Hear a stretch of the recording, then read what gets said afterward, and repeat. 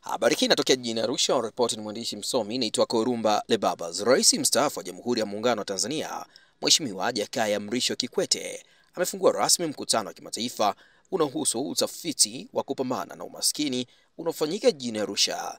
Mkutano huo unajulikana kama DEP International Conference on Poverty Evidence umeandaliwa kwa ushirikiano kati ya Oxford Policy Management na wadau wa maendeleo.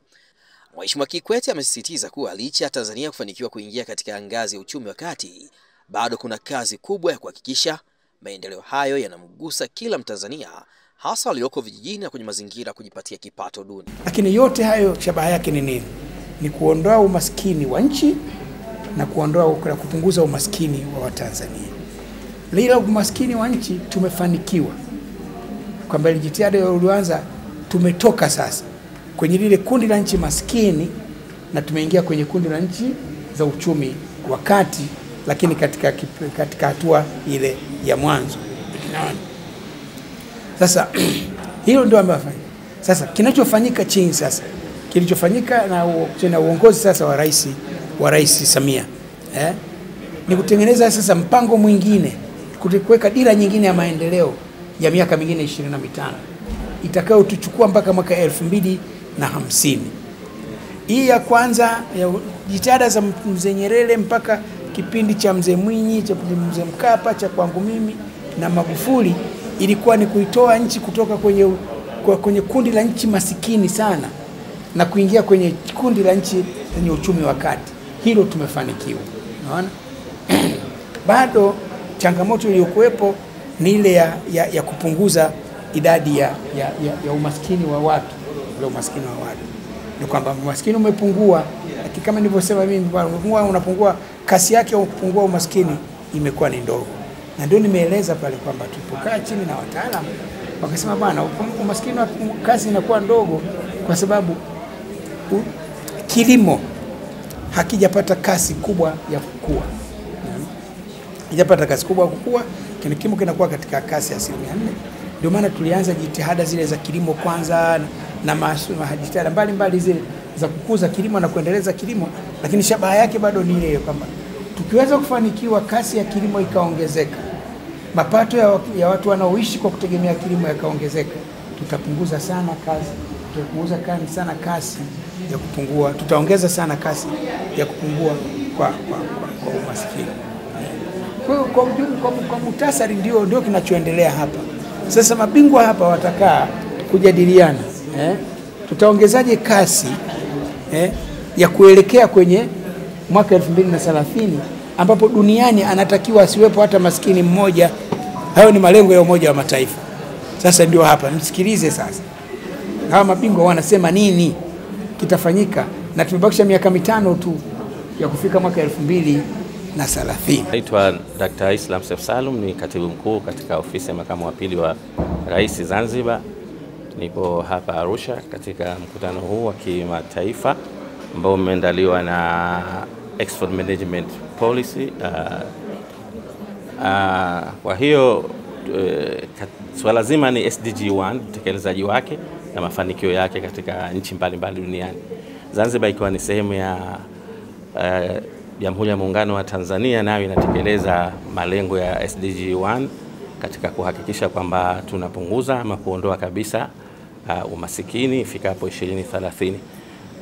Nakiri na niwapongeze sana viongozi wetu wote wa kitaifa, Mheshimiwa Dr. Samia Suluhu Hassan, Rais wa Jamhuri ya Muungano wa Tanzania, na Mheshimiwa Dr. Hussein Ali Mwinyi, Rais wa Zanzibar na mwenyekiti wa Baraza la Mapinduzi, kwa juhudi kubwa wanazozichukua katika kuhakikisha kwamba Tanzania inakuwa kiuchumi na kimaendeleo, na kuhakikisha kwamba hali za watu zinakuwa kiuchumi na kimaendeleo, na tunapunguza ama kuondoa umaskini katika taifa letu.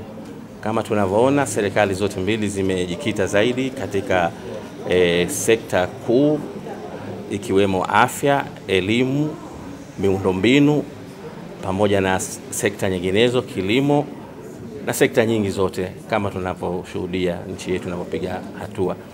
Hii ni sehemu ya kuondoa umaskini, kwa sababu ili uondoe umaskini unahitaji kukuza uchumi. Tunafahamu kwamba kwa sasa uchumi wetu umekuwa na kuna reflection baina ya kuongezeka kwa uchumi na kukua vizuri hali za watu wa chini. Tuna miradi mbalimbali ambayo tunashirikiana na wadau wa maendeleo ikiwemo World Bank, lakini serikali yenyewe pia imeweka mikakati mahususi ya kuweza kuhakikisha kwamba tunafikia malengo ya Millennium Development Goal number 1.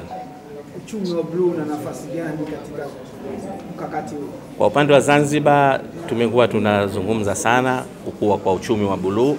Zanzibar kama kisiwa inategemea zaidi katika bahari, lakini pamoja na kilimo, na imekuwa ni sera ambayo ukiangalia zaidi, kwa mfano suala la wakulima wa mwani ambao kwa 90% ni akina mama, na wenyewe wana witness kwamba kwa sasa hali zao za uchumi zimeongezeka, lakini tumeshuhudia kwamba mwani unachangia katika lile pato la taifa, na katika ile foreign exchange, foreign earn ni ya 3 ukiacha utalii na service. Kwa hiyo uchumi wa buluu kwa sasa unakuwa na unashamili katika nchi zetu. Asante sana. Shukrani. And what indeed makes you who you are. When we were searching for a guest of honor to come and address this auspicious occasion, there was nobody else to look at except you, Honorable Jakaya Mrisho Kikwete. We are so privileged to have you this morning, and indeed we are looking forward to hear from your remarks, which will set up a tone for the subsequent discussions that will continue today and that will extend until tomorrow and later, even beyond this conference. As you must have already seen in the program, a significant chunk of the discussions today is about Tanzania. This is a work you extended during your 10 years tenure as the President of the United Republic, but also the work that you've been really propelling left, right, and center in your many endeavors. We believe that as we move into subsequent sessions, it will be again an opportunity to learn and to interact and to hear from you. Honorable, Oxford Policy Management has been in Tanzania for the past 4 decades.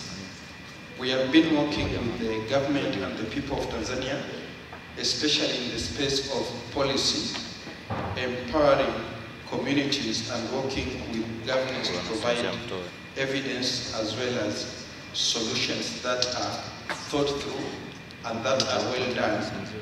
Even so, as we normally call ourselves in the house, that we are a thinker-doer organization.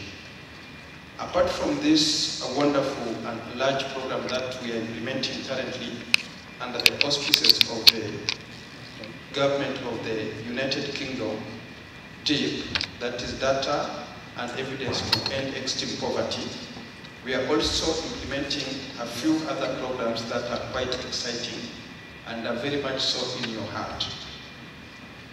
Again, remembering your smile when you smile, we are running a large program on early child development, Thrive as we call it, which is providing data and evidence to provide early days investment in human capital development, especially in that wonderful window of 1,000 days, but also within the early days before the journey of humanity starts.